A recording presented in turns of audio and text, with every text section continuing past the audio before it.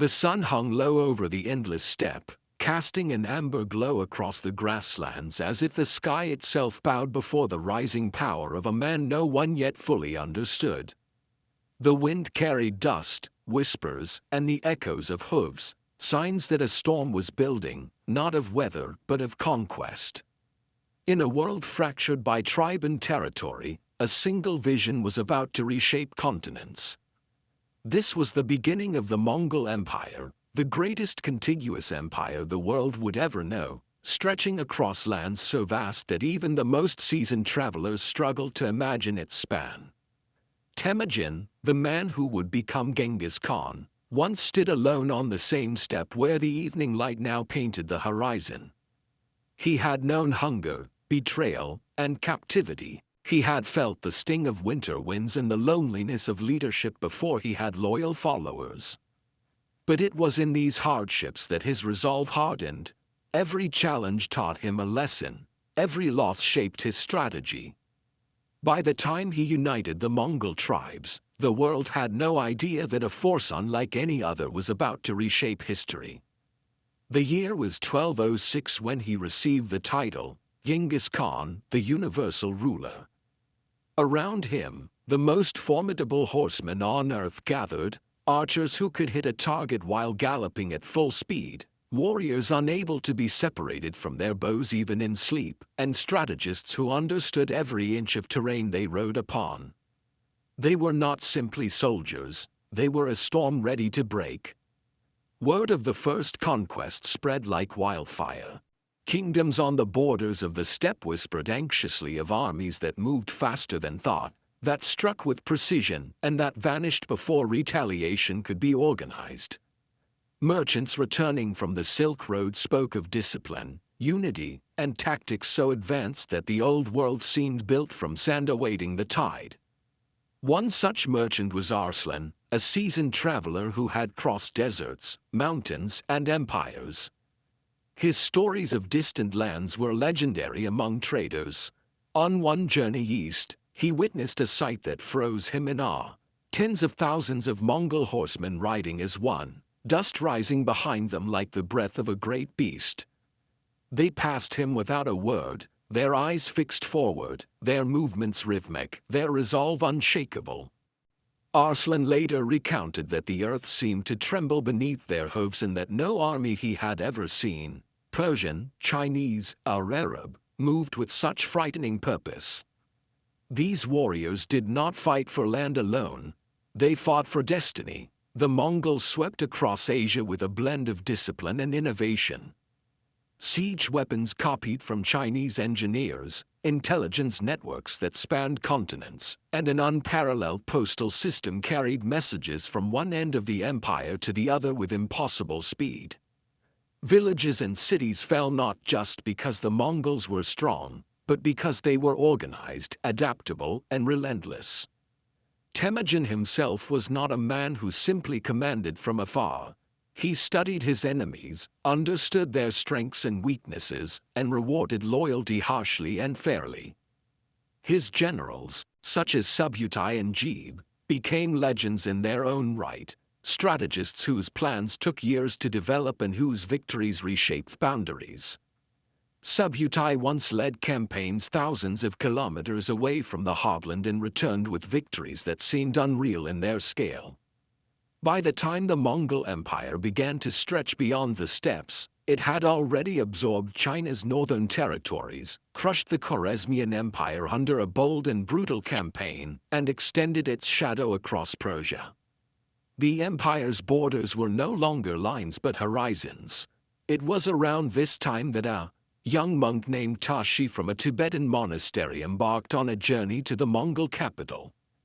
He carried scrolls, prayers, and knowledge, hoping to spread peace in a world afraid of war. When he arrived in Karakoram, he expected to find a city of brutality. Instead, he found a place unlike any other, a crossroads where scholars, merchants, generals, and artisans gathered. Silk lay next to iron, spices were traded beside weapons, languages blended in a symphony of cultures. The Mongol Empire was fierce on the battlefield, yet surprisingly open to knowledge and exchange. Scholars were welcomed, engineers valued, and diplomats respected. Genghis Khan believed that wisdom came from all places, and thus his empire became a vast vessel of ideas. Tashi met generals who had fought in lands he had never imagined. He listened to stories of battles beyond the Caspian Sea, cities with stone walls so thick they seemed unbreakable, and forests so dense they swallowed sound. One general described the empire's reach with a single sweeping gesture across a map. From the Korean peninsula to the plains of Hungary, from the frozen Russian tundra to the warm deserts of Persia. No empire in history had ever connected so many worlds. Years passed, and the empire continued to expand under Genghis Khan's successors. His grandson Kublai Khan would eventually build a dynasty in China, presiding over an administration so vast it required entire systems to sustain. Caravans carrying silk and jade traveled from China to the Middle East under Mongol protection. Messengers on horseback could deliver news across thousands of kilometers in days. Travelers like Marco Polo marveled at the scale, the order, and the richness of life within the Mongol realm. Yet empires are not eternal. Arslan, the merchant, lived long enough to witness both the rise and tremors of uncertainty. After decades of travel, he observed that unity was slowly fracturing. The sons and grandsons of Genghis Khan ruled different parts of the empire, and with each generation, ambition grew more personal, loyalty more divided. 4 large khanates emerged, each powerful but no longer a single unstoppable force. There were days when Arslan would stand atop a hill overlooking the steppe, remembering the first time he had seen the Mongol army ride across the horizon. The memory stirred something deep within him, admiration, fear, and wonder all at once. He realized then that he had lived through a chapter of history unlike any other, a time when the world had briefly felt smaller because one empire had tied it together with discipline and clarity. Tashi, now an old monk, spent his final years documenting everything he had learned.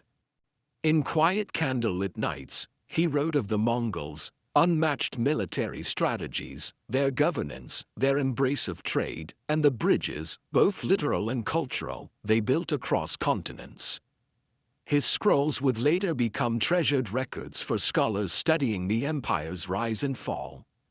Generations passed, and the giant that once spanned the world began to dissolve. Borders shifted, cultures evolved, and new empires rose. But the mark left by the Mongols endured. Roads they built influenced commerce for centuries. Ideas they spread shaped diplomacy, warfare, and communication. Their empire had been more than land. It had been a moment when humanity, despite conflict, became connected in ways previously unimaginable. Where the steppe once thundered with the sound of hooves, only the wind remained, a wind that carried stories, memories, and echoes of a world united under a single relentless vision. Travelers still spoke of the empire with awe, not only for its size but for its transformation of global history.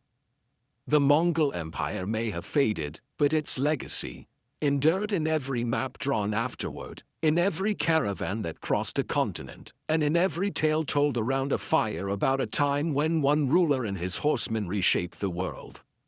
And so the greatest land empire in history lives on, not in borders or flags, but in stories, in memory, and in the vastness of horizons where the past still whispers.